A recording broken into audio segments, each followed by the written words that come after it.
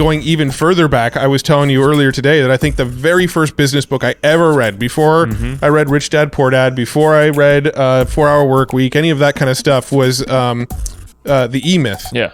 And literally today, the day that we're recording this episode, we've been having emails back and forth with Michael Gerber because he's going to come on the podcast. Right. And I'm just like, holy shit, like this is going back even like further full circle. Yeah.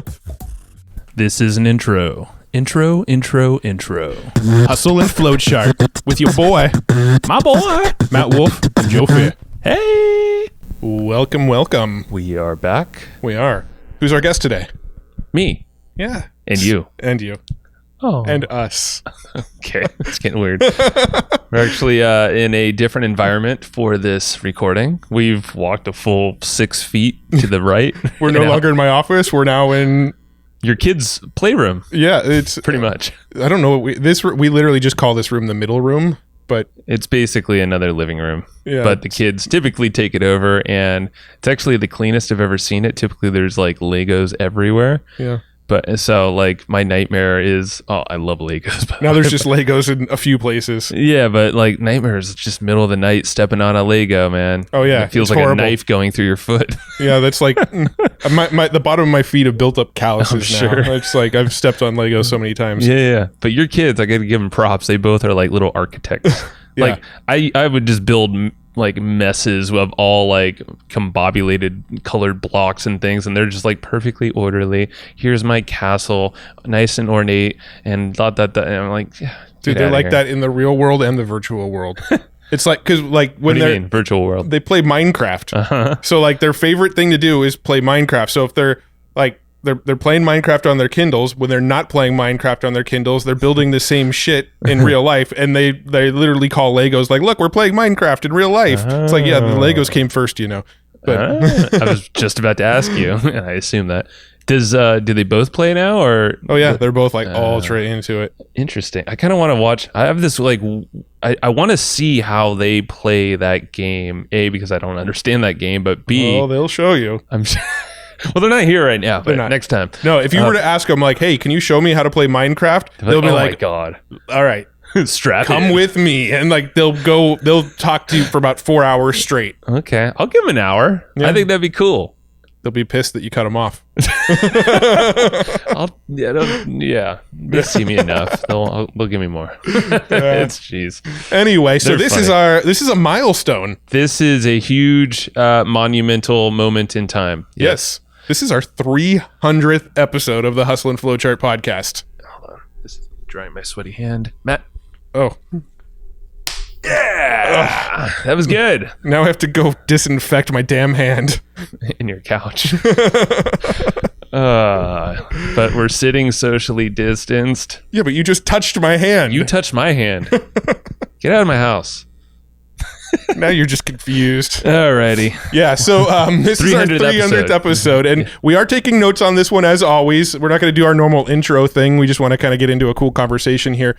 But we are going to take notes, so you can get those notes over at hustleandflowchart.com/comp. They're free if you grab them within a couple weeks of this episode going live, and we'll hook you up there. So go get those. Yeah, get them. And so this episode, it's going to be kind of like a 2-halfer, or maybe, I don't know if it's going to be maybe a one part and a 2/3. Yeah, we'll call it 2 parts, since we don't know the lengths of each. So in the first initial half here, or part, is going to be kind of us reflecting on how we got to the point we're at right now. Mm-hmm. More for ourselves to remember, to be very honest, it's hard to remember all this stuff, but when you start piecing one person, like, oh, this connection to that person, that you start to almost develop this bigger picture. And we started to go down this memory lane last week. Yeah. And we had to stop ourselves because we're like, oh, hold on, this is too good, we got to record it. But then we thought this could be a really cool way to give gratitude to the people who have seriously brought us here to this point right now. Mm-hmm. And that's not to freaking be cheesy and stuff, but no shit. Like, if it wasn't for just like a single connection 10 connections ago, probably would not be here right now doing what we're doing. And I mean, we'd be somewhere else, probably being all right, but it's just cool to reflect and give gratitude to these peeps. Yeah, so we're gonna kind of talk through our timeline here for a minute and pick up where we left off. Actually, probably go back even further than where we started. So, all right. So here's how it kicked off. Before that, I'm going to quickly tell you for the second part of the show. That's right. We're going to get excited, man. So we emailed our email list and we went to our Facebook group and we said, hey, are there any questions you want to ask us? Personal, business, nothing's off limits. Send us your questions. We probably won't talk about politics, but anything else goes. And so we had people send us a bunch of questions. We got a booty load of responses. A booty load, yes. And your booty. We're gonna spend some time kind of just working through these questions. So we were overwhelmed. I'm just going to start and say that by the sheer number of freaking responses and questions, they were rad. And we honestly have not read a single one of them yet. Yep. But our goal basically on this episode is to answer as many of these we can before this episode just gets way too long because we want to make sure that people don't get turned off by the length of this episode, you know, like so. And it's also a chance for us to show gratitude to you guys and give you, the people that did write questions. We're going to shout out your names and sure. all that good stuff. So we'll do the best we can to answer all of them. As Matt said, boatload or booty load of questions. Booty load is slightly less than a butt load. Oh, okay. Metric. So we're aiming for the butt. I'm going to stop. All right. So let's start with... All right. So first half or part of this freaking thing.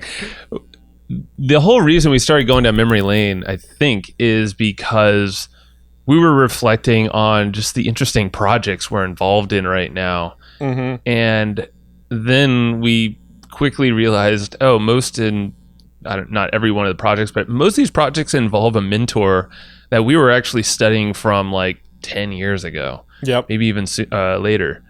And it's just like that got us to think, we're like, how did we get here? We need to retrace our steps a little bit. Yeah. So I kind of want to work backwards. Yeah. I don't want to work from the beginning to now because that's boring. And I don't think we're going to actually be able to do that accurately. We need to come from... Yeah. Because that's what we started Memento doing. Style. I get it. There you go. It is. Well, let's start like seriously with I guess the projects we have right now, right? Mm-hmm. So let's talk about them. So list out the things that are basically we're involved in. Right Members Pro. Okay, so Members Pro, that is, we're partnered up with Chris Benetti. He's one of the longest listeners, I would say, longest time listeners of this show, and he reached out and we partnered with him and his business partner and team over there. So Members Pro is one of them. Mm-hmm. Unicorn Equity. Unicorn Equity is with Roland Frasier, definitely one of our mentors, Oliver Schmaholtz, who connected us through Roland. So newer friend of ours, but partners nonetheless, and that's expanding into very interesting places that we can't speak about yet. Yeah, there's some other interesting partners getting involved, but that's the future branches. That's 400th episode we talk about maybe. Yeah. So Unicorn Equity is the second project. We've got a partnership project going with Jay Abraham right now and Rich Sheffrin. Yeah, so we're partnered up with them on a new product that Jay's launching called Master Passive Income. And we've arranged some deals with him, and essentially that's in collaboration with Rich Sheffrin. So both of those gentlemen have been, guys that we've studied for about 10 years, or beyond 10 years, and read books, listened to audios, videos, all that stuff. So now being able to partner with them, crazy and amazing. Yeah. And then of course, we have a bunch of affiliate stuff we're doing, tons of partnerships there, of course, and then podcast, we chat with people all day long, and then the membership. Yeah, I mean, the podcast just itself is kind of crazy. It's just kind of I'm constantly pinching myself over the conversations we're having. I'm just like, holy crap. And I think that's actually what started this conversation, was just like some of these names that we're getting on our podcast, some of these people that we're getting connected with. And then I was going like all the way back to the very beginning and sort of connecting dots from then to now with like first books that I ever read on the topic of business, connecting them to people that we're interviewing now, and just this spider web that happened over the years that got us here. And that's exactly what it was. We started thinking about the books that we're reading. So one of them that stood out was Rich Schefren and the Internet Marketing Manifesto. And that's, I don't know how old now, but over probably 12 years old. Yeah. Probably more. Well, Rich said on the show, I think it came out in 2007, maybe. Okay. So I don't know. Somewhere between 2007 and 2009, if I recall correctly. So it's there you go. It's over 10 years old. And so that's wild to think about. And that was one of the first books that Josh Bartlett told us to read. And, Josh Bartlett is the owner of Thrivecart. And he's been on the show, really long time friend of ours. He will be within this path, of course. So we're saying a lot about how we got here. So let's dive into it. So I would say, the podcast, you mentioned that. That is, we talk about it as like a selling point to start your own podcast, but start a damn podcast if you want to grow your network. Like we got someone, one of our listeners, I'm forgetting his name right now. And I apologize because you might be listening, but we hooked him up with a little discount on the podcasting course, and he had nothing. He honestly was out of a business job and all that stuff, and essentially took what he learned there and applied it to podcasting, and freaking got ownership of a company that's doing like $35 million a year, and now he's freaking rocking. And it's because he's implementing stuff that we talk about podcasting. So, it's like a huge selling point to bring all these opportunities. He did that within like 2 months from nothing. So the podcast is a freaking linchpin to connections and opportunities. Yeah. Well, so Unicorn Equity is partnered with Roland and Oliver, right? We met Roland because we asked for an introduction so that we can get him on the podcast. Roland came on the podcast. That's how we got to know Roland. We later got invited by Bob Serling to be in a mastermind that Roland was also in, and then we were able to even get in closer with Roland. Yep. With Members Pro, Chris Benetti. Yeah. He listens to the podcast, right? So that connection came directly from somebody who was listening to the podcast. Yeah. The Jay Abraham. The reason we're working with Jay Abraham now is because we invited him to be on the podcast. He agreed to be on. We did our interview. After we hit record to stop recording, we chatted with him for a little bit longer, started talking about a project that we'd done in the past, and he went, "Oh, that sounds interesting. Can you do that for me?" That project is a result of this podcast. And then, And so, you pretty much, I think you covered the branches there. Yeah. Like the other projects. Now, what I'm hearing is, from the introduction as, let's just say Jay, was from Roland. And that was actually a text to me because Jay was looking for some help with some stuff in their business. And, I was definitely happy to help and have a conversation. So big gratitude and props to Roland. And he's probably tired of me saying thank you to him. And I've even asked Matt, I'm like, do you think I'm thanking him way too much? Because I feel like he has helped us so much. And so that door was open because of Roland. Yeah. And you mentioned, but really, and then go back a little further, it was Bob Serling. And so a massive shout out to Mr. Serling. I mean, you have been absolutely freaking amazing. And we chat every week, I know, in some portion or another. Usually it's making fun of each other or bird pictures, but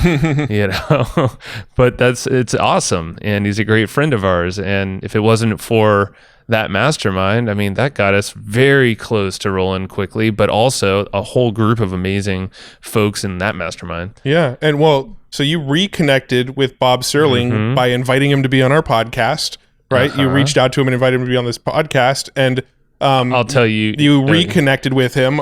So how did you actually get to know Bob in the first place? It was, I think it's Dan Ryan. Oh, well, no. And from the first place, we can't mention name. But he asked a question. I see his name on the list. So I think I'm obligated to. He told me to. Yeah. Well, when we ask the question that he asked, then that will make sense. Okay. Yes. Okay. So a named guy named possibly Dan Ryan. Yeah. It goes further back than him. This goes back to when I was running a video agency, all that stuff with Mike Koenigs. So shout out to Mike Koenigs. I did a crap ton of work with Mike for many years. And he referred me to Bob for doing like a PDF, like a nice looking ebook thingamajiggy. So I just did a single project with Bob maybe 5 years ago. 6 years ago, something like that. And it was a one-off project, had like one call ever, but we hit it off. It was all cool. But that was kind of it. It wasn't like, it was kind of transactional in a way, but all good. And then, but I knew he was a licensing guy because the project was all about licensing. Yeah. And that's when Dan Ryan creeped up and he was like, hey, Bob, I need some licensing stuff or something around that regard. And then that got me to connect those guys. I'm like, oh yeah, I can connect you guys.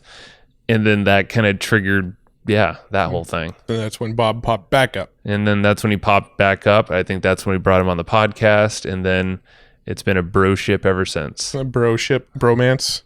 I was keeping it at broship. Broship. I mean, that's just a new term to me. Well, it's just as good as bromance, right? I just came up with it. What did you say, Broseph? All right, Bro Bob. Bro Bob. So that was our thanks to Bro Bob. Bro Bob. We're gonna be using that. Bro Bob, when you listen to this, text me and just let me know you heard this. Yeah. When I email him, a lot of times I'll say Bobo. But for some reason, like in my head, when I read it back, I read it as Bobo. What up, Bobo? That's cool. Anyway. So I don't know how to do this. It's not going to, so this is what's interesting. I feel like we're creating a tree right now. Yeah. We're just talking about all sorts of like, we're kind of at the top right now still. Yeah. Like there's a lot of stuff, like different projects. So we just went down like a vein of, like the Bob Surly Mastermind Roland brain. Well, how do you know Mike Koenigs then? See, this is what I'm saying. Like, so maybe Koenigs. I'm just going to interview you on how you made connections to people. Okay, so I'll take it back. Yeah, Koenigs, no, but I mean they'll intertwine. They will. Yeah, Koenigs popped up from my good buddy David Klein, DK's amazing event that he needs to restart. And if you've ever been there, I know unnamed man named Dan Ryan maybe was there, and this is how I met Dan, is through DK as well. And so Dan's been mentioned so many times. That's this guy linchpin David Klein, and shout out to DK. A lot of people know him. He's a chiropractor, is a chiropractor, and I met all these people through him. He had this think tank event. It was like, I don't know, 60, 100 people max, probably not even 100, but it was like no pitching. It was just hanging out for like a whole weekend or something on the beach, just doing cool shit. Yeah. With entrepreneurs. Like, and DK you knew because he was your chiropractor. Right? But we probably don't need to go back farther than no. I'm sure it keeps going back. I'm trying to remember DK connection. We were at dinner with DK. And I think Mike Phil Same was even at that dinner. It was in downtown. You were there. We met DK at a dinner that we went to with someone else during like Amish. Wasn't it the dinner? It was like in the rooftop hotel. I met Amish. Nope, I met Amish at Think Tank as well through DK. DK was my linchpin there. Oh, okay. Yep. So Amish Shah, he's been on the show as well. I was partners with him on a project back in the day, a couple projects, and worked with him. He was back in the Frank Kern days. We were watching Amish. That was like when we were just kind of starting out. So he back was in like the Frank Kern days. Yeah, like that era is over. I don't know. Like, I'm just thinking of those like launch days, I guess. You know. What years were those? Like 2010-ish, 11? Yeah. 12? That is when like everybody just had like a $2,000 launch, and it was like the exact same thing replicated over and over and over again. Yeah. So going to DK really quick here, call him DK, David Klein. He ran Think Tank. Think Tank was an event. I think I went there twice. I think it ran for 3 years. And then he stopped. That's why he needs to bring it back. Because anyone who's been there has been like, dude, that was the best event. Yeah. It's just because it was just like you're chilling at the beach all day, but everything's provided for you. And you're hanging out with like literally the cherry-picked people. And the way I got in there is I think I was helping DK on some projects. I was paying him as a chiropractor. But I knew, and I got to remember who connected me to DK. Someone told me, or no, it was at that dinner, but like how I got to that dinner. But either way, I just liked that guy, and I think we just hit it off where I got an invite there.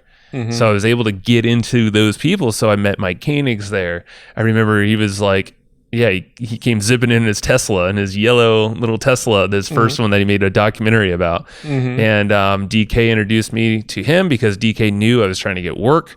I was trying to basically do all the keynote slide presentations, VSLs, like it wasn't really webinars then. It was all video, pitches and videos and stuff like that. So Mike Koenigs did a lot of those, and DK knew that. So he made that introduction happen.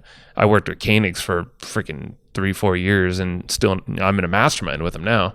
Yeah. So was it something related to the Henry Evans meetings? Because that was almost like, maybe if I'm going back to like as far as I can remember, like the first sort of networking kind of events that we went to in the business world were put on by Henry Evans. That was he preceded DK and all that for sure. Yeah. So I'm wondering if it was like through a connection from somebody at one of Henry's meetings. We were downtown for sure. I think you were there, and I think it was at like after one of those launch, like maybe a Frank like Kern, list control or something like that. Seriously, I think it actually was. Yeah. Because that's where I remember at DK's think tank event is where Frank actually did pop into one of those like days that we were doing masterminding, and I was actually able to surf with him. It was like no one else wanted to go surfing with Frank. I was like, fuck it. Sure. Yeah.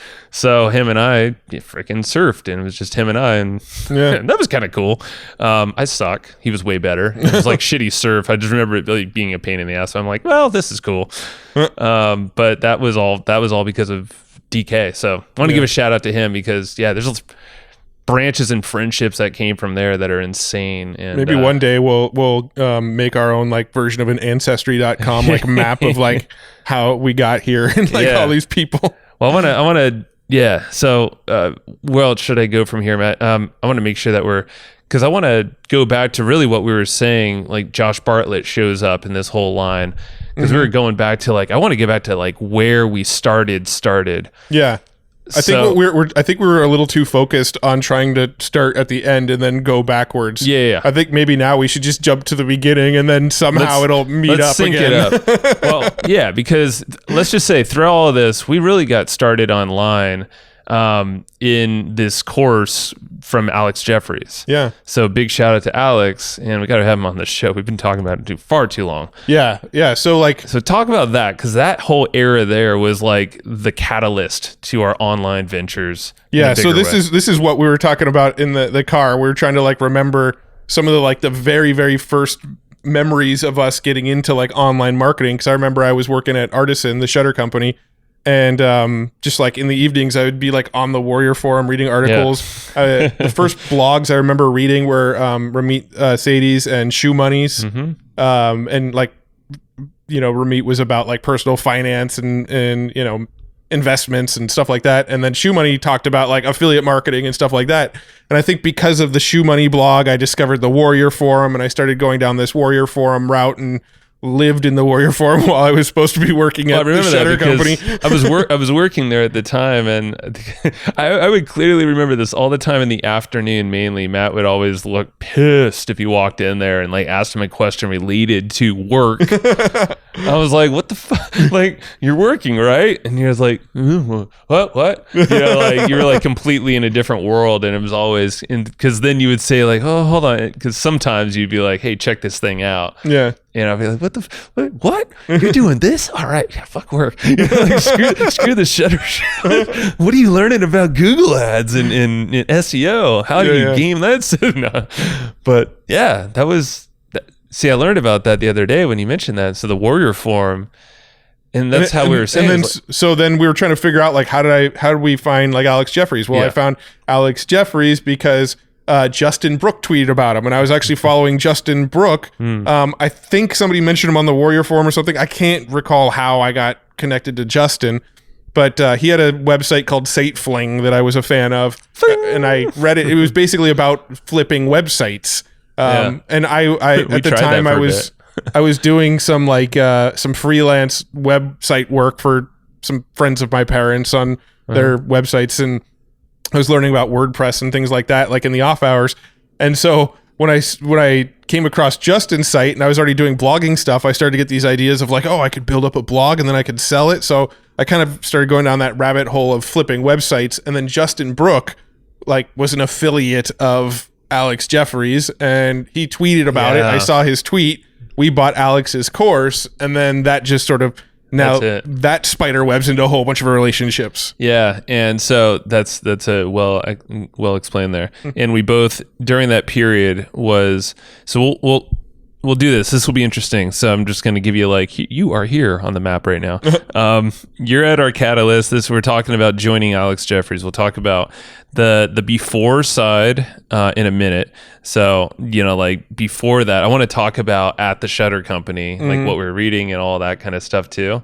Because there's a couple people that really kicked it off before then too, at least for me mentally and thinking of business. And then after, which we can do now. Hopefully people listening to this don't care about linear storytelling. Yeah, well, we're not linear, so oh man, yeah. So the after part of like joining that coaching course with Alex was we met amazing people. So Josh Bartlett is probably the longest standing one of those. Yeah, probably the biggest impact connection that came out of that. 100%. So shout out to Josh. I mean, he's opened up so many doors, and he was the first guy that told me, or the only, the guy that basically pushed me into do videos, do this stuff back in the day.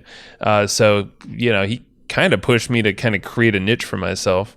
Yeah. And that created my initial network. Yeah. And purpose here. I know he pushed you into, not pushed you, but recommended, the website stuff. WordPress. Yeah. Well, at the time I was doing freelance work I had a couple clients by this point that I was doing some freelance work for. And Josh was actually the one who suggested, instead of doing freelance work, why don't you make videos and teach people how to do this stuff? Then you could sell access to the videos and you can stop doing freelance. You could just sell access to these videos.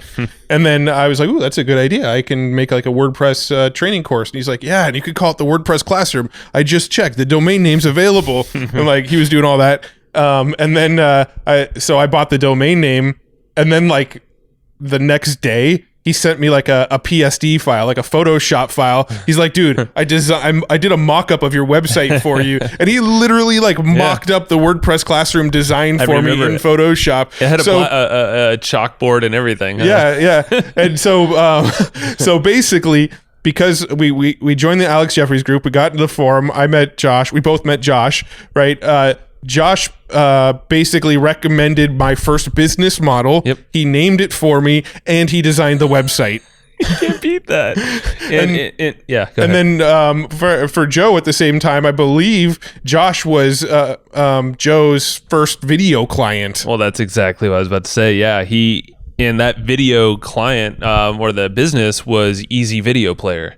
So not just a tiny little opportunity, that thing went into $1 million plus launch or something. I mean, the thing crushed it when video players, people didn't really have good options.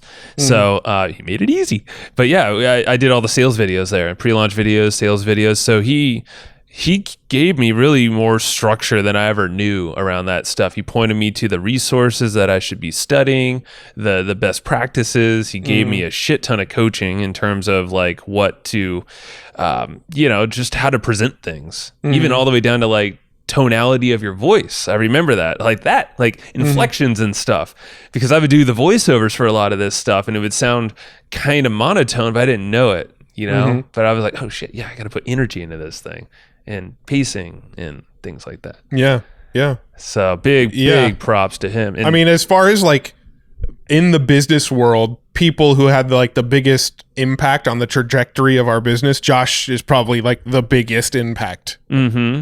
Yeah. I would say, like, because I mean, Josh pretty much led to like every other spider web we could think of. And that's the beauty of he got in early. Yeah. You know, like if you think about it, like, because of him, I mean, so many other things have opened up. He's the one that really told us, I mean, this is a recent thing, and we made a whole episode on it earlier this year, that, you know, to kind of urge us to stay the lane as being promoters and affiliate marketers. Mm-hmm. Like, we were struggling. Even still to this day, he's like probably giving us some of the best advice on the direction of our business. Yeah, well, it's because he knows us for so long. So that's the beauty of, like, he got in early. We got in early as a friendship in this in internet marketing or whatever you want to call it. Yeah. Just life.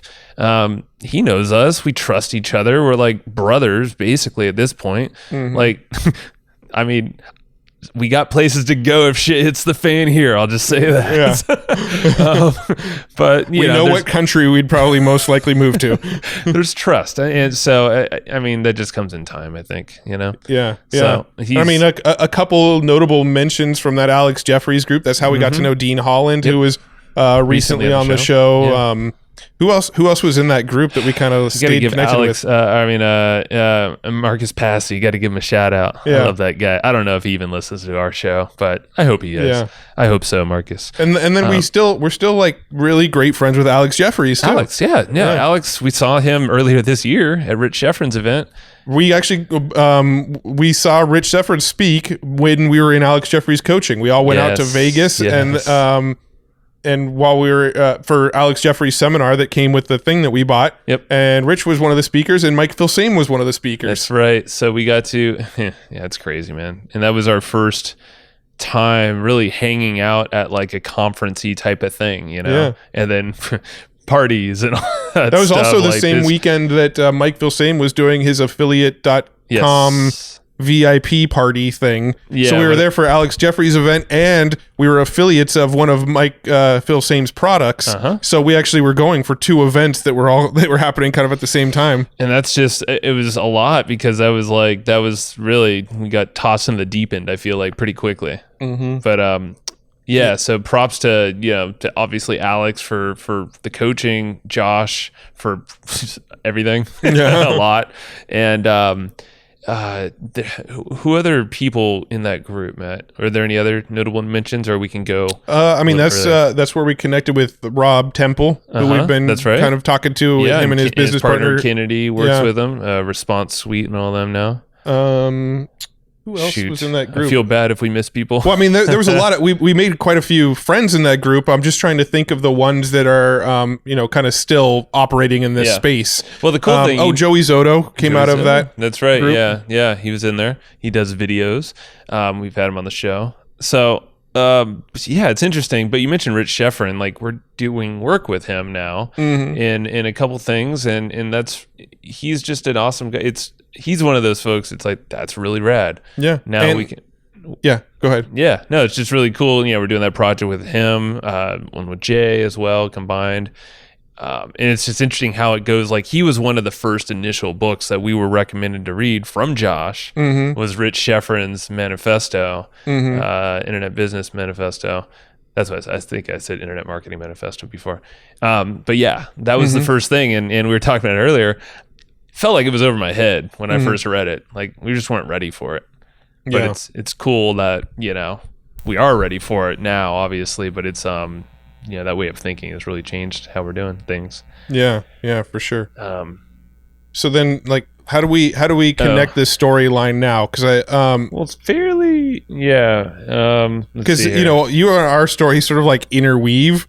So it's like that there's times where you're kind of working in your business and I'm working in mine, and then we kind of converge for a little bit and then separate for a bit. Yeah. And I don't know if we really want to get into all the details there. I just want to make sure that we're shouting out the people that were like the sort of pivotal people along the way.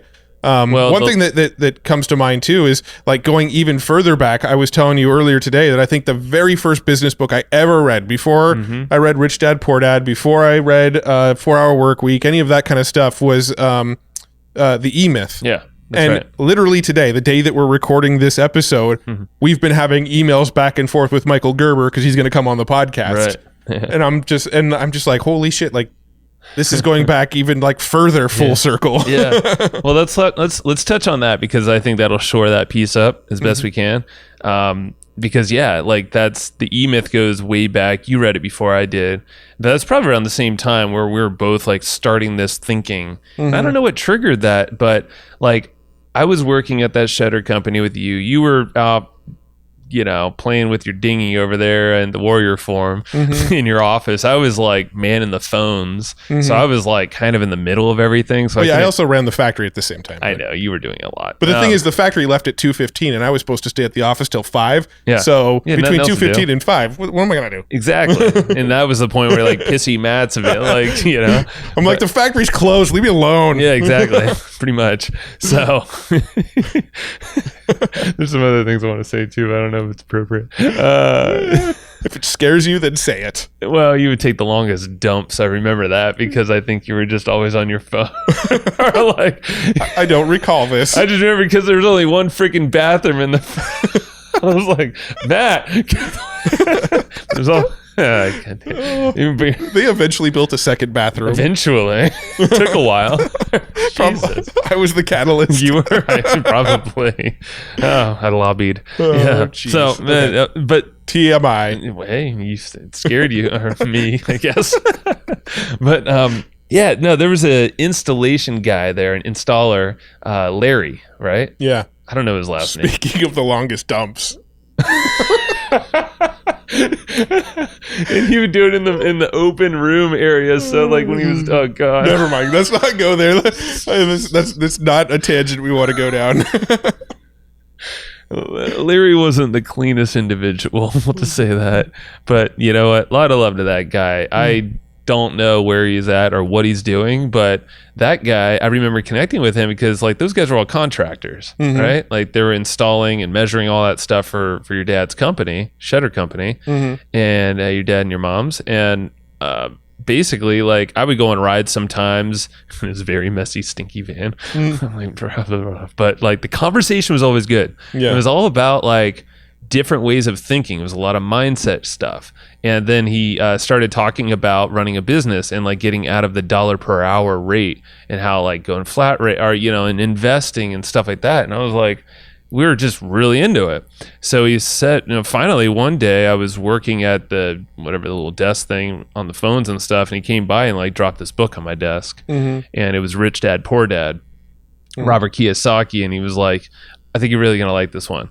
This like changed my life and my thinking. I'm like, okie dokie. That's pretty heavy words, So I did, and I like gobbled it up fast. So that was my very first book that like, catalyst. And then I told you about it and you've never read it. So you did. And then you basically were like, holy crap too. Yeah. And I think that was like the combined like, all right, let's do something about this. Like, let's make something of this because I feel like we're smart enough to make something happen here. Yeah. And then I remember I was at the Barnes & Noble in Mission Valley, and I was like, I just finished Rich Dad, Poor Dad, and I was like, that book was so good. I want to find something else like that. And so I was walking through like the business section. Yeah. You know how like whenever there's books they want to feature, they kind of like turn them out so you can like see them. Well, there's one that I walked past called The 4-Hour Work Week, and I was like, huh. They had a picture of like 2 palm trees and like a dude lying in the hammock, right? And I'm like, this book looks legit. I like it already. So I picked it up and was like looking at it. And I think on the back, there was like a testimonial from Robert Kiyosaki or something like that. Nice. or there was like a sticker on the front that said like for fans of Rich Dad, Poor Dad, or I don't remember. There was something that like tied it to Rich Dad, Poor Dad. Yeah. And I'm like, all right, I'm getting this book. And so I went and got that book and I read through it and I was like, dude, you thought Rich Dad, Poor Dad's going to change your life. Check this one out. And it did. Yeah. And you're right. 100%, man. So that's cool. But that was the, I was just thinking, Dan Ryan, we need to thank him. There's another little branch there we got to cover too. Yeah. But just to wrap this section up, like back to Rich Dad, Poor Dad, man, that was it. Yeah. And then that was where we like really started diving into, I think, the blogging stuff and then figuring out how to make some cash through that. And we were just like, we had no direction, no coaching. And that's when we found Alex Jeffries through Justin Brooke. Yeah. Yeah. Like we knew we wanted to do like an internet-based business, but that was about as far as like we had thought it through. We're like, we didn't know what or how. If we spend enough time at this computer, people should be sending us money, right? Like pretty much. We couldn't figure out like, we actually need to like figure out a way to provide value to other people. Like that wasn't on our radar yet. We were just like, my mind, I was like, if I spend enough time reading the Warrior Forum, somebody is going to have this get rich quick thing that's going to work. Like that's all there were. That was the way my brain was working at the time. Was like, I am going to find like all of these get rich quick things can't be scams. There's got to be like at least a couple good ones. Yeah. So let's just plan to not lose all of my money on buying all of them, but at least enough to find out the winners. So that's what I was doing on the War Room, not War Room, the Warrior Forum. I was on the Warrior Forum, just like I'm like, one of these get rich quick schemes is gonna work eventually. So finally hit. Yeah. Oh man, no, that's. Yeah, so man, that's cool. It's so crazy. So all right, I don't think is there anyone else to thank before? I don't think that's it. All right, I think that is it. I want to jump to Dan Ryan. We have to. I know. We have to pay him every time we say his name. So I was gonna say we should just give him a nickname then. Poop Head. No, that was dumb. That was the best. No, I don't know. I'm not good at this. What do you got? Ryan Daniels. You're just making him sound like he's cool or something. I don't know. All right. Well, just go. Just go ahead. Where were you going with Dan Ryan? Poophead. No. So he got a big shout out because he taught us the freaking Google strategies. He did. I mean, like, it's the stuff that's like the backbone for a lot of our traffic. Okay, so here's how that happened. Come on. Yeah, that's why we're talking about So DR. I didn't know Dan Ryan very well. I think I was in through me. No, I got connected to Dan Ryan because actually I got connected to Dan Ryan because of Amy from Henry's meetings. We got to shout out Henry after this now too. Yeah, we've shouted out. I mentioned Henry earlier too, but yeah, go ahead. But yeah, so Amy, who the Strong Marriage Now Amy, she invited me to a mastermind, and I invited you to the mastermind, and we went to the mastermind, and Dan Ryan was also in that mastermind. But you, I think, had already known him from the think tank. It's from DK. Yeah. Specifically, he used to just hang out creepily in DK. He's the chiropractor. I would go get my back cracked. And DK would be like, "Hey, Joe, you're an internet marketer. You should know this weird, creepy guy named Dan Ryan in the back room that's always creeping around on my computer. And he wears Birkenstocks all the time in plaid and ripped jeans." And Dan's like, "Stop describing me, please." No, he still looks that way. Longer beard now, I think. But yeah, he was in the back room, and I don't know what we talked about, but stuff. Yeah, marketing, but like eventually that's how I met him, and then he was cool. So every time I went in there, I would always just sit in that room and we'd riff about some random crap, and then that's about it. And then that eventually, then Think Tank was really, I think, where we started talking. So I met Dan because Dan was in Amy's mastermind, but you had already sort of previously known him, so you kind of reintroduced me at that mastermind, right? But anyway, like fast forward to a little bit later, we were up living in Marietta, and we were moving back to San Diego. But when we were moving back to San Diego, like we sold our house before we had locked down a house in San Diego. So we actually moved in with my wife's parents for like 3 months while we were house hunting. And I didn't have an office space. I didn't have anywhere to work.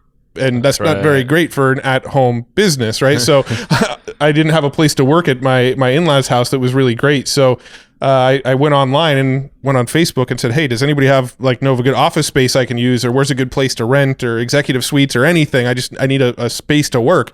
And Dan Ryan's like, "Hey, I got an office you can rent from me." And I only met him like maybe twice before that at the mastermind, maybe 3 times at the mastermind. And I was like, "Cool, I'll come check it out." I went over there. It was above a brewery. It was a solid location. Yeah, it was like above a brewery, and like I think a lot of shoot, what's that game? Bingo, a bingo store. Yeah, no shit. They sold bingo equipment. We actually had to walk through the bingo store to get to our offices because like we were on the second floor, and the stairway was in the back of the bingo store. So literally like bingo stamps and like old ladies and the balls with the numbers on them and all that stuff. That's what they sold. But you had to like walk through the bingo store to the stairs that were in the back of the building, and the office was above the bingo store. But like next to it, below downstairs, was a brewery. So I think in that window that I was working in that office for a few months, and then when you moved back from Chicago, you moved into that office too. But during those months, I think I probably gained like 30 pounds because we had a fucking happy hour every day, every freaking day. 2 kegs, and you were above a brewery. Like, we had to have 2 kegs in this office that was only 30 feet from another. That's how we paid our rent. That is true. I can't complain because we have a standing invitation to more office space, and our rent is always. Dan never let us pay money. He just he had us buy him beer. At the time. So anyway, getting back to how Dan taught us Google Ads, it was when I was working in that office space. I was running my podcast, and at the time was the Authority Insider podcast. But I was still trying to do like affiliate marketing stuff, and I started to promote ThriveCart. And Dan, I was running a lot of Facebook ads to ThriveCart, never touched Google Ads in years. And Dan's like, dude, you guys should really experiment with Google Ads again. I'm like, dude, I know nothing about them. He's like, I'll tell you what to do.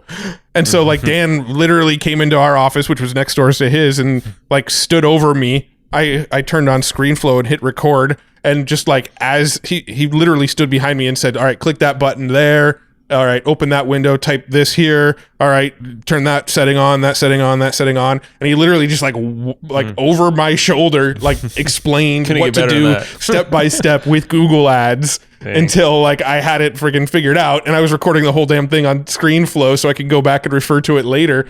And from that day on, we became very proficient at Google Ads really, really quick. No kidding. And every time I had an issue, like every time I'm like, damn, this ad's not performing, I'd be like, hey, Dan, take a look at this ad. What do you think of it? And he'd be like, oh, yeah, turn that setting off. You'll get more qualified volume if you turn that setting on. And I'm just like, cool. All right.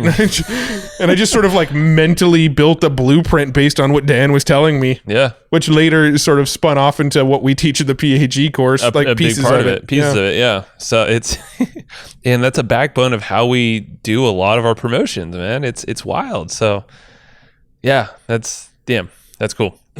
Yeah. So, I mean, like, I guess the reason why we're talking about this is like, give thanks to all these folks. I think it's really cool. And I think there's a lot more people. I think we hit the biggies. Yeah. I gotta talk about Bradley Will probably for a minute. Oh yeah. Yeah. Do it. So then I'll actually give a shout to Amish as well. Yeah. So like so Bradley was, I mean, he's a big piece of my story, right? Yeah. Just like Amish is more of a piece of your story. That's right. Because this is the portion that now this is where it kind of merges, really. This is like, it was like a fuzzy area, but it merges as well. Like it's an interesting time. But we're always there to support each other. Literally, it was when I was partnered with Bradley and you were partnered with Amish, and like getting towards the end of those businesses, we were both kind of, I think you and I were sort of connecting again more over the fact that like we were over certain aspects of the current business we were in. Well, we were just transitioning out of them, really. Yeah. Like we kind of, at least for me, like I hit the marks that I think I was able to in that one. Yeah. And like, it was just time, I think, for both of us to change. Yeah. So Bradley, I had the WordPress Classroom, which was the company I mentioned Josh, really helped me with in the beginning. And I was like, a few years into it, it was generating pretty good, consistent revenue. But it was, it was leveled off, right? I was making pretty much the same amount every month. I was kind of not growing very much. And you and I actually met Bradley for the first time at the Action Seminar, John Carlton seminar. A long time ago. That was, I don't know, probably 2010, 2011. I don't probably, remember. Yeah. But so Bradley had his show. I forgot what it was called. Yes, Unchained or Unstrapped Unstrapped. Yeah, Unstrapped. It was like a YouTube reality show I where him and a bunch of other online entrepreneurs all moved. It was like the real world, but everybody's entrepreneurs like trying to build a company. California, yeah. But on that documentary that they were making, they were building a company called Free Blog Factory. That's like what the documentary series they made was all about. Right. That Free Blog Factory company sort of all split up. There was some sort of falling out. I'm sure Bradley told me the details, but I don't remember them to this day. But they had some sort of falling out, but Bradley ended up with the Free Blog Factory brand and system. And so we got connected with Bradley at the Action Seminar, connected, chatted a little bit. He had a blogging related company. I had a blogging related company. So we connected over that for a little bit, but I don't think I talked to him for like maybe a year or two after that. And then we, somehow reconnected. I think he emailed me. I had a list in the WordPress space. He's like, hey, can we run our webinar for Free Blog Factory to your list? And I said, sure, let's do it. We did a webinar together. It did really, really, really well, actually. And I made some really good commissions working with them. And I don't remember how the conversation came up, but at some point we're like, dude, why don't we just like combine efforts? Like, you're out there teaching blogging. I've got like a cool sort of systematic way that just automatically installs blogs for people. Let's just merge them. When people sign up for a free blog through our system and we install it for them, we can upsell them to your training and stuff. Let's just like combine them. So, at the time, I was kind of getting nervous because my brand was growing and growing, and it was called the WordPress Classroom. WordPress is a trademark. Stupid idea. Right. Yeah. Right? So, like, I was kind of worried about the branding. And so Bradley and I kind of agreed to partner up and rebrand to Learn to Blog. And so we ran learntoblog.com for, I don't know, 3 or 4 years together and grew it to a pretty good size. He was the one who got me to, like, really get comfortable with running ads, running Facebook ads. Before then, I'd never been running ads, like WordPress Classroom stuff that I was doing prior. It was never, ever ads. It was purely, it was affiliate marketing, content marketing, blogging, forums, that kind of stuff. Like, I was just boots on the ground, just freaking boots on the moon. No, I was just like totally boots on the ground, just like contributing everywhere I freaking could to get people to come to the WordPress Classroom. And that was also part of my Warrior Forum journey, was you could put a signature down in there. Well, that was like one of our very first strategies for traffic, was that. Yeah, go and be helpful in forums, but have a good signature. That's it. Right? So like that's how I was growing the WordPress Classroom. Bradley came in, he's like, dude, you're doing it the hard way. Like, I got this buddy, Kurt Molly, and Kurt, he's a freaking wizard. Like, you put $1 in, you take it spits $2 back at you. Like, we gotta like hammer down. Like, by this, I'd been in the game for 6 or 7 years. By this point, my list was maybe 3,000 people after all of that time. Yeah. Right. And so like, I wasn't growing fast, but I was making a living off of it. Yeah. And so when Bradley came in and we got connected with Kurt, and Kurt started running our ads for us, like, next thing I know, like, okay, we're running $1,000 in ad spend, $2,000 in ad spend, $3,000, $4,000. We got up to where we're spending $60,000 freaking month in ad spend. And I was like, oh my God, holy crap. Like, how did we get to this? And we grew our email list to like 120,000 subscribers in like a year or something like that. Like, and I'm just like, he showed me that, like, through advertising, you can just pour fuel on the shit, And so like he sort of unlocked, broke a fear in me, that the fear of spending ad money and like putting money in to get money back. I thought the way to do it was create content, offer the content for sale, but the way to get people over to where you're selling it is to just put out more content that shows how good you are, so that people want more of you. And he showed me like, dude, no, fucking sales letter, run ads to it. Let's see what happens. I love it. And Kurt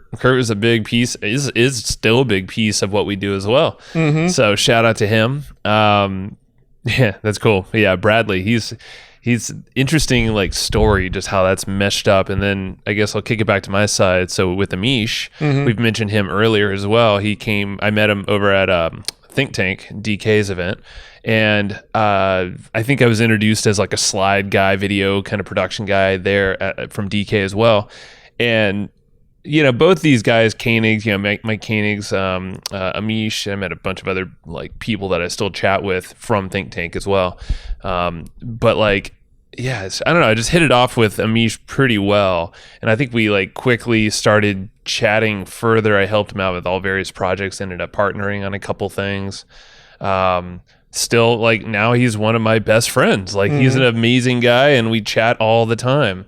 And like, it's just pretty cool, because he was one I was learning from when I was starting out, like very early days, watching all these launches and being in awe of like, holy crap, and then now being really good buddies with the guy and like hearing all of the stories of what happened and how they did that and how crazy it was for them and the highs and the lows, like, and just like, I I think what I'm grateful actually the most about him specifically with Amish, and I think he shared a lot of this on the podcast we did with him years ago. We should bring him back. Yeah, we need to round two with him. He's been up to a lot of big things. Because now he is, and you know him better now as well. Yeah, I've actually for a long time you didn't really know him much. Yeah. But yeah, so with him, I think I'm very fortunate that I saw his, like his deep or lowest points in his life. Like it wasn't when I met him right after that point, but he told me all about these things, and he's been very clear about these for a while. I don't think he told anybody. I was like one of those folks. He told me just how, after all these crazy successes, he, bought a bunch of stuff he didn't end up liking, cars and big houses and stuff like that.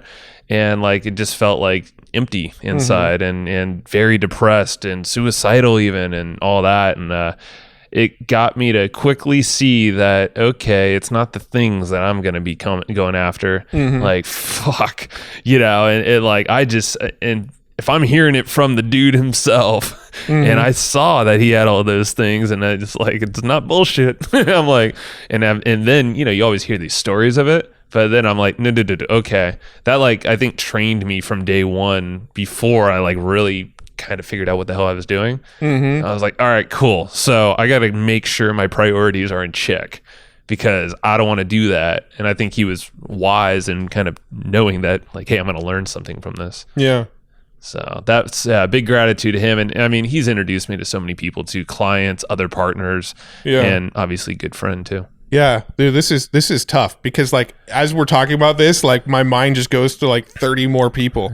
I'm just like, dude, but how can we not talk about? All right, so let's do like quick, because I think we are getting a little long now. Yeah, I don't. To an hour. We're almost to an hour, and we're still going to do our questions here. So we got a jam. All right, let's go. So like there's a handful of people now that I'm just like, okay, so guys like James Schramko. Yes. So James is like an amazing connector. I'm gonna set a timer actually for each person, 1 minute per person. I'm serious, or else we'll be here all night long.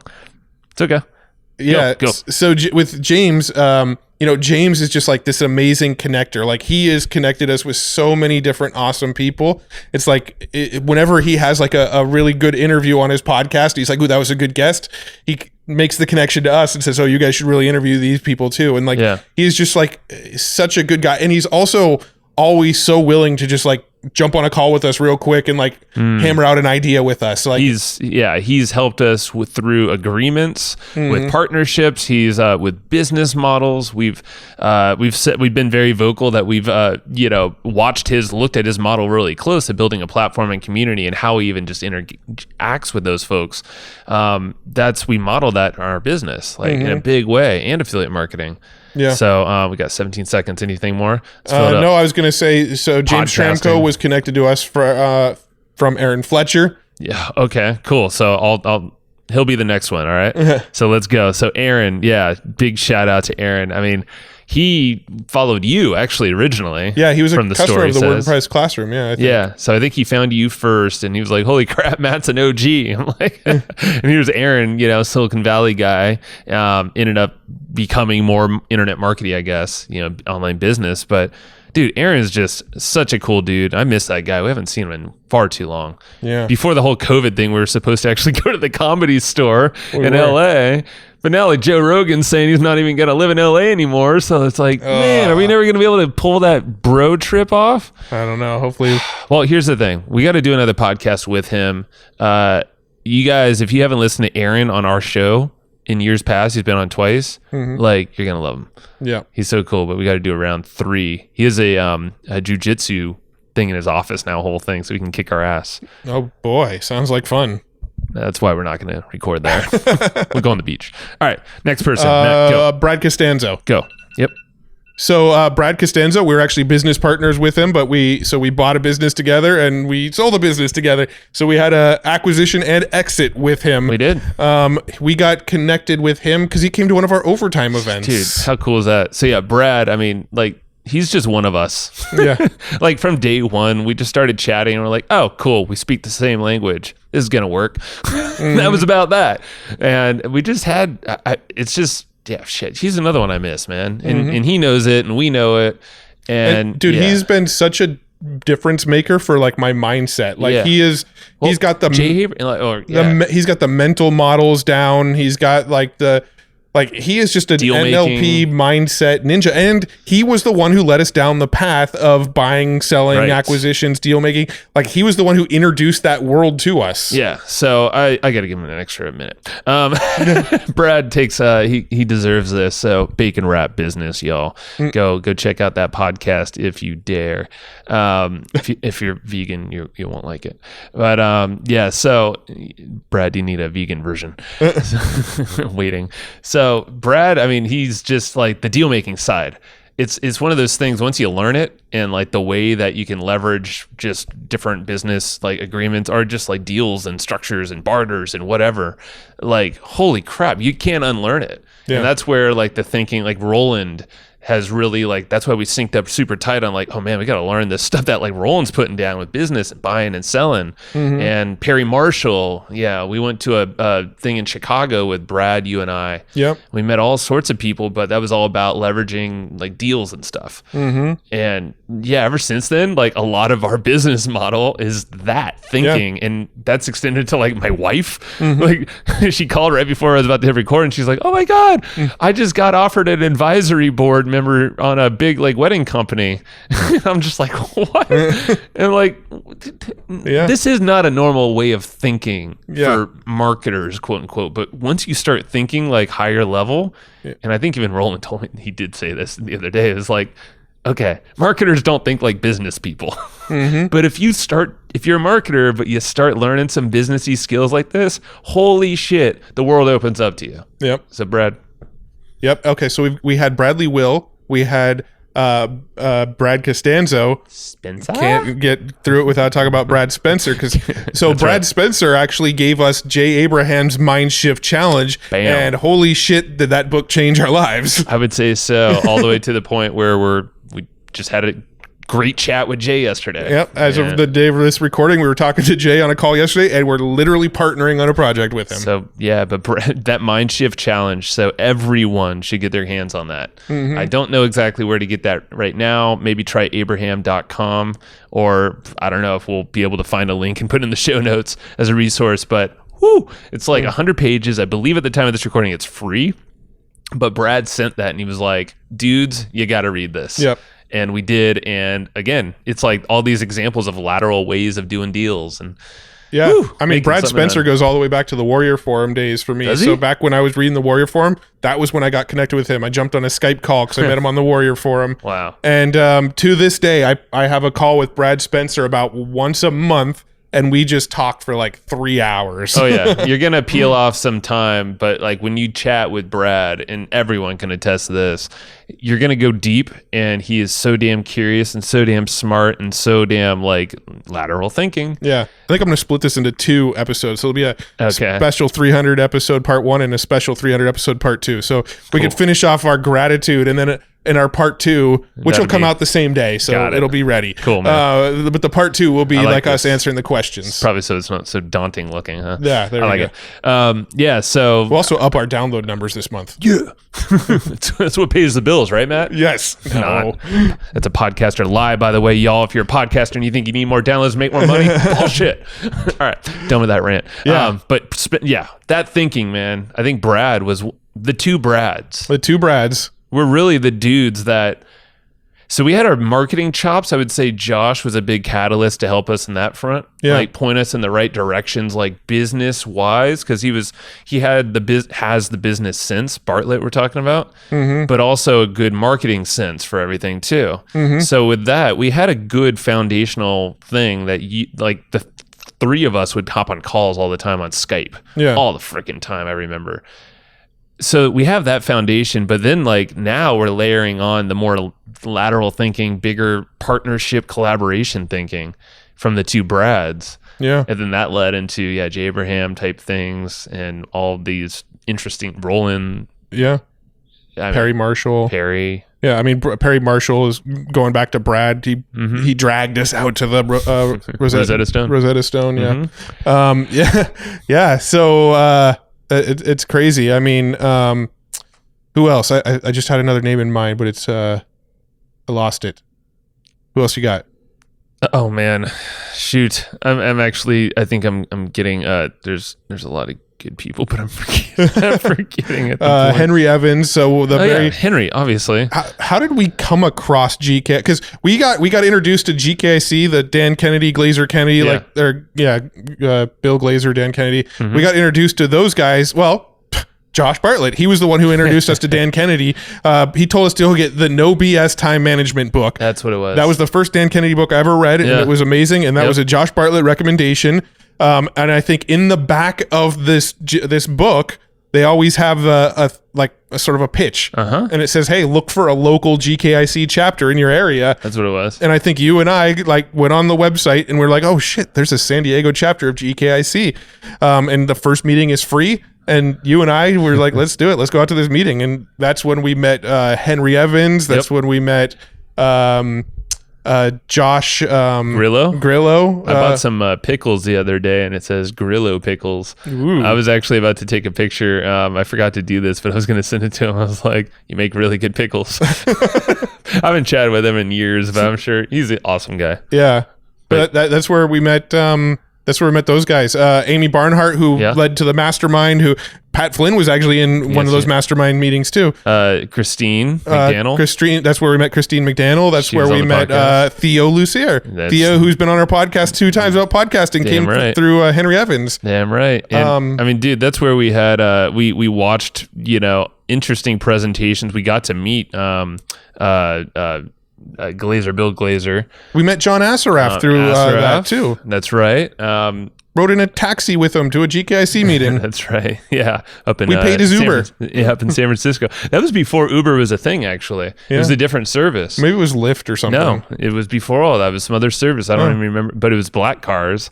And we wanted to look like ballers for John Assaraf, so we paid for it. It wasn't even that much more though. And that was like our first ballin' moment. I remember that. I think I hired it on my phone, and I was like, okay, cool. We're getting like an Escalade or whatever. Yeah. And we're going from SFO to downtown San Francisco. And we're like, yeah, screw the train. It smells like piss. We're going to get this thing and get a guy in a suit to drive us. We're fancy. Yep. Not. We weren't making shit for money. But then, Henry was there. We all took our flight up there, and John Assaraf was right there in the airport. We're all going up there for TNC, right?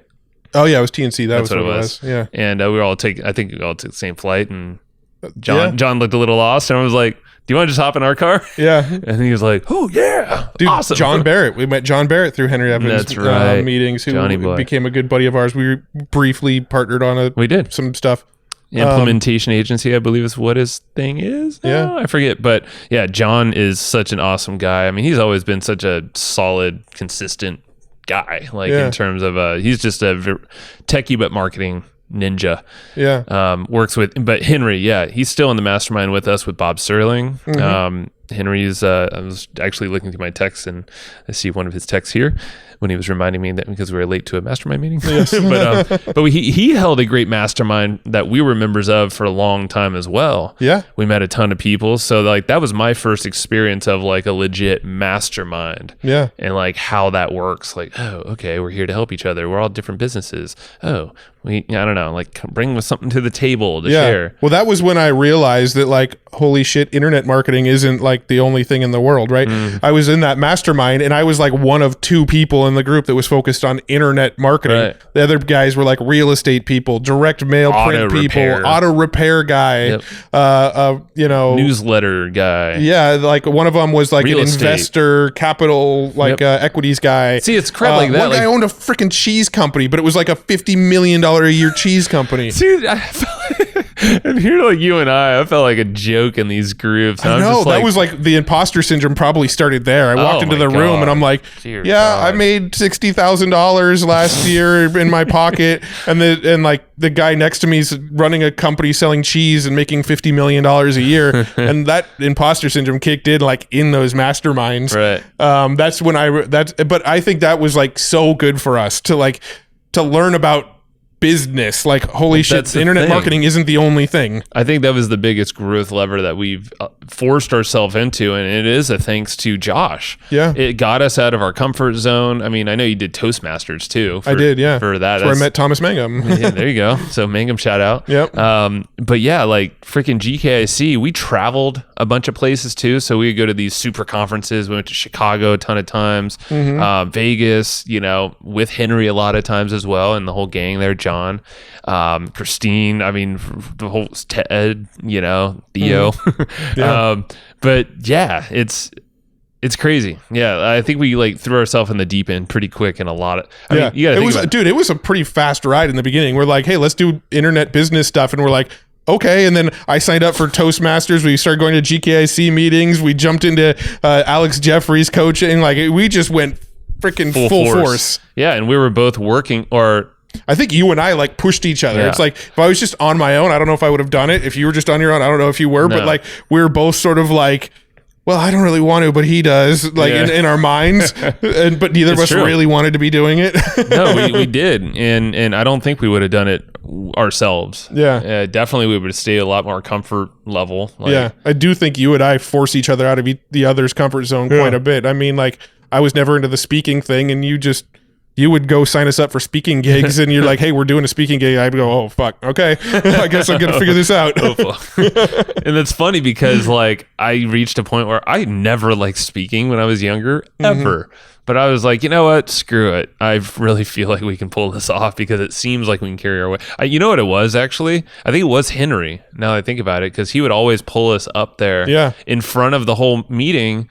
That was, I took Toastmasters. I was always nervous because of the GKIC meetings. I was like, I could get pulled up anytime. Yep. So I started doing the Toastmasters because I was like, I want to be comfortable when I get up in front of people. And the Toastmasters for me was just about the repetition. Yeah. Like, the more I'm up in front of people, the less I'm going to care. And that's, I think, what happened. And I never did Toastmasters. I probably would have benefited a lot from it. But at the same time, now I think we forced ourselves to just do the repetitions ourselves a lot. Yeah. I think we've gotten really good at going like, okay, that thing's slightly out of our comfort zone. Let's do it. Yeah.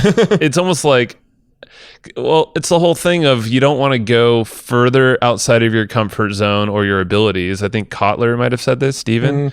And I think Nick Peterson has something on this as well, but like you want to go just enough. It is Kotler actually on something about flow. It's just enough out of your comfort zone where you're not going to be like too super anxious and stressed and figure it out like a brand new thing. It's just enough to keep pressing a little bit more and a little bit more. And that's what I feel like we've done quickly. But yeah, we just do that a lot. Yeah. All right. So thank you, Henry. Shoot, man, all Joe has to do is look through his like text messages, and you're like, oh yep, there's another one. There's another one. I mean, so we've talked about the people, man. Well, here's the thing, though. We've talked about all the people that have had like the growth impact on our marketing skills. We've had talk about the people that have had the big growth impact on our like business skills. Yeah. We haven't really talked about the people that have like the biggest impact on the like mindset, mental skills. And Mark Acosta-Rubio, Aaron Fiel more recently. Yeah. Like, you know, some of these names we got to give some quick shout outs to. Yeah. So Mark's, I mean, this guy came through Dan Ryan, actually. So big, that's how that connection is. And Mark's, just from day one, I think he was teed up. We were teed up pretty nicely from Dan. And basically he wanted to help us out. So he did, and like he's always kind of been there in our corner. We've done mentoring calls, like he's kind of done a lot of mindset stuff with us. He definitely has. He taught us like to look back and, you know, start this whole journaling process and recording process, and kind of work through our own limitations from way back when. So you can, like, if you start kind of plucking all these things, life just kind of gets a little easier. Yeah. He's the one that was telling us recently to like, hey, schedule fun instead of business first, fun first, and like don't sacrifice the reason why you even have your own business. Like, you're gonna work better. You'll definitely make a lot more money, actually, because you're forcing yourself, constraining. So yeah. And I mean, other than the like the mindset stuff and, you know, the all the stuff that he helped us with on that side of things, he also has been like a mega connector for us as well, and connected, like he was our connection to David Allen on the podcast. I mean, there's been a handful of guests that he connected us with, but I'm kind of drawing a blank on which ones they were off the top of my head. But he was on the David Allen episode with us. Yeah. And we've done various episodes with him, and I mean, we've had a lot of cool connections. And he came through Dan Ryan. That's what I said. Okay. Yeah. So, we got to pay him again, though. You just said his name again. Yeah. This bill's racking up. I know. This half a penny per shout out. Well, I don't know if we can afford that. So, lots of good shout outs there. I kind of feel like we should probably wrap this up, though.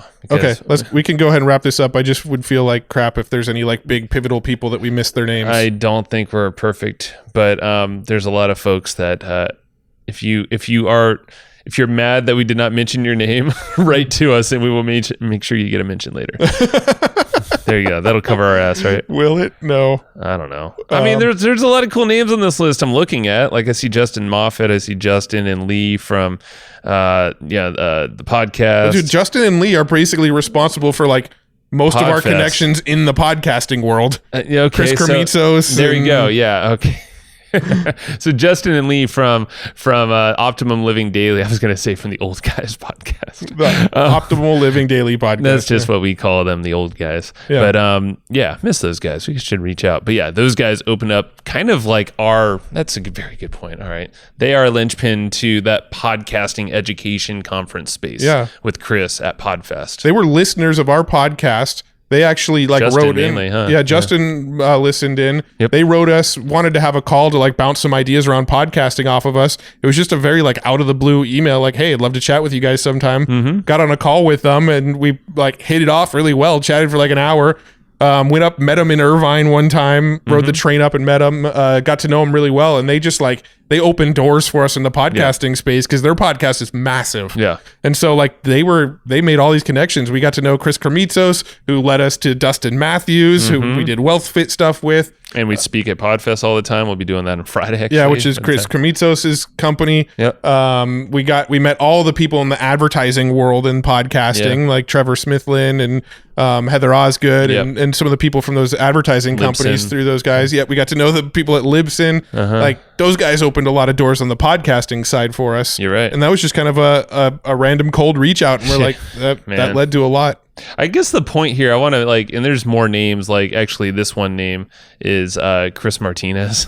I'm sure forget him. He's listening and he's giving us a big middle finger because we totally forgot about him when we were thinking about the Henry folks. Oh yeah, Chris Martinez was there. Oh yeah, he's probably the one from Henry's group that we're still the most connected to outside of Henry. He's the most obvious one, and we're nope. I don't know. I think we're good there. Oh geez, sorry. Well, see, we redeemed ourselves. He probably already quit. And then there's David Gonzalez, who's really awesome. I was just texting back and forth with him the other day. Yeah. So DG is awesome. He's been on the show. I was gonna say Mars Burden is here too. Mars connected us with Rich Sheffrin and that whole thing, but led us to all these. I was just looking because I see Jay Abraham is on here as well, and it's we mentioned him. I'm just looking through my texts to jog my memory, but I think what the whole point of this here, if people are still listening to us ramble, be open to opportunities and kind of lean into the flow of things. If it feels like it's just it's kind of meant to be in the right moment, or it can develop into something, but it still feels like it's on your path, pursue it maybe, because shit, man, most of these opportunities came from us just being in the middle of something, being in the conversation. The podcast now serves as that. It's nice because we can, network every single day pretty much, and not have to go in person. Obviously, conferences were a big thing, linchpin in getting us started though, and that got us networking. So shoot. It's just kind of cool to see how if you can somehow involve networking in your business, in your day-to-day grind, whatever that grind looks like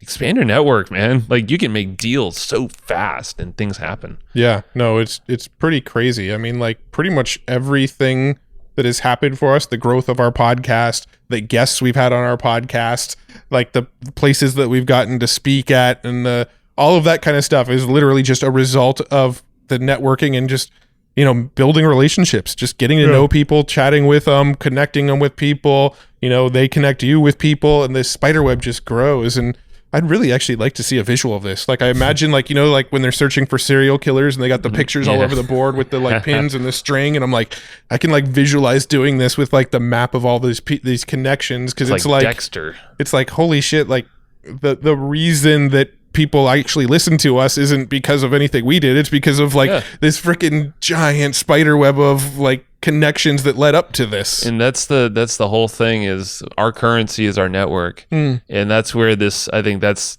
maybe that ties a bow around this part, you know, of this episode. The 300th is like, this is our gratitude to our currency.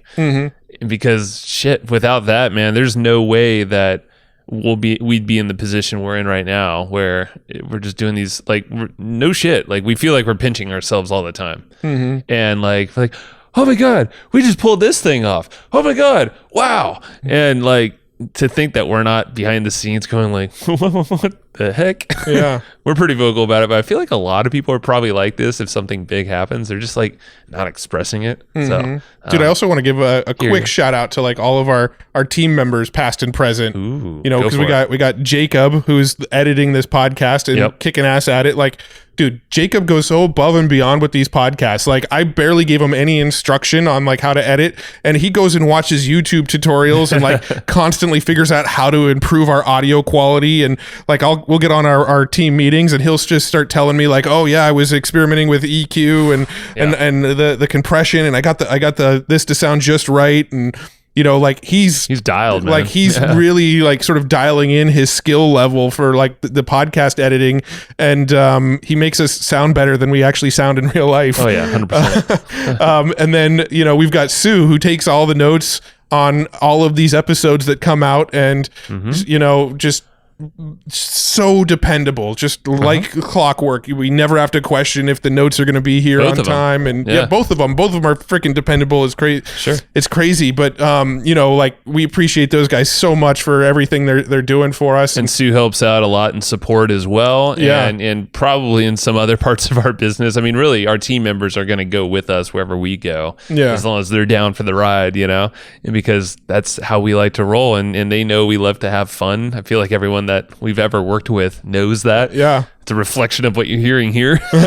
So and they would be. I mean, what you hear is what you get, even on our team meetings. So Sue, I mean, she's helped out so much in terms of just like putting that whole, both of them. I mean, but I want to compliment Sue and the notes and the fact that she's just like, that's such a workload that we just don't want to do.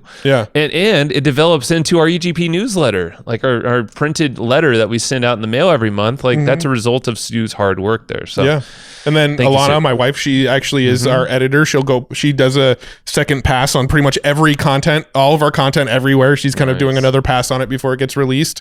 We've got listening to all of our podcasts too. Probably not. I don't know. I think she probably gets enough of my voice. I know. She got time for that. And then you know, Shannon and Patty. We can't do this without mentioning them. Totally. They were huge like helps in our business. Hey, like we still I haven't chatted with Shannon in a bit, but Patty still chat with her often. You know, maybe once a month or so. And I'm sure if she's listening, I think she might be. What up? Big love always. You and Matt. Other Matt, not this Matt. No love to you, Matt W. Matt W. Yeah, the other Matt W. Not confusing. So she was with us for a long time, and again helped us like kind of create the first systems and the foundational of what the hell Hustle and Flowchart is, the podcast, the business. And then Shannon basically like stepped in for freaking decking out systems. Dude, Shannon was she was like the first person to come into our business, look at what we were doing and going, why the hell are you doing that? You shouldn't be doing that. I could find somebody for $5 to do that for, you know, like that. Not a real example, but you know, like that's what she did in our business. She came in and looked at everything we were doing and going, dude, you guys are working too hard. We need to like build systems, automations, or like get you the hell out of doing all the day-to-day like monotonous stuff. And like, it was Shannon who really pushed us to systematize and get out of like doing so much day-to-day stuff. Yeah, she did. And you know, she she had some cool opportunities offered to her, and we didn't want to hold her back, and I thought it was like because we honestly because she stopped working with us 4 months ago, maybe 5 months, I don't know, something like that. Yeah, I mean, it was right around the beginning of all the COVID stuff. Yeah, that's true. Yeah, weirdness was starting to happen. But so we hooked her up with another opportunity, and she was stoked on that. And but she took us to a point where honestly our business got so dialed in, like the core operations of what we do every day, like for our membership, for our podcast, for support, and like ads and all that stuff. You pretty much have all handled though. But like dialed in the systems where we kind of like stopped really. I mean, she kind of systemized herself so well that she built a perfect system. Yeah, it's not perfect, but at the same time, it showed us we're like, wow, we can really simplify our business. It got us to like shave off a bunch of crap that we shouldn't. Well, it wasn't until Shannon was in the mix that you and I started going like, why do we work so hard? Yes. Why don't we go to the beach on a Wednesday every once in a while? Like, why are we at a computer all day, every day, all the time? When Shannon came in, she came in and was like, okay, this needs to be taken off your plate. This needs to be taken off your plate. And she just like found the people, found the systems, found, the connections through Zapier, whatever, to like take monotonous daily stuff off our plates. Yep. And then when she was on board, that was when we started going, okay, we don't actually have to be at our computer every day, all day. Yeah. It was like that was another mind shift for us. And she came from Tim Francis, but who's awesome. He's awesome, and he's great. He's I mean, we're gonna go forever on this episode. I know. I think we need to wrap up. You already wrapped it up a minute ago, so we can go ahead and finish wrapping it up. But the team members that have helped us along the way have been pretty damn pivotal. Oh my, yeah. I mean, everyone is, and everyone has their place. So I'm happy that we were able to give gratitude and spend this 300th episode, part 1. I don't know when we're going to record part 2. Maybe it'll be just 1 minute. Okay. Hopefully it doesn't go all night long. Cool. Well, thank you for listening, everyone. If you're still listening. Yeah. Now we're going to record the part that you probably came to hear. See you there. Bye-bye. Thanks so much for tuning into that episode. I hope you dug it. I know Joe and I dug it. I actually kicked Joe out of the room. He's not here right now because I wanted to tell you about a tool that I really, really dig. We use it in our business. We recommend it all the time. It's called Easy Webinar, and it's a tool that lets you do live webinars, automated webinars, hybrid webinars, and, pretty much any other kind of webinar if there are other kinds of webinars.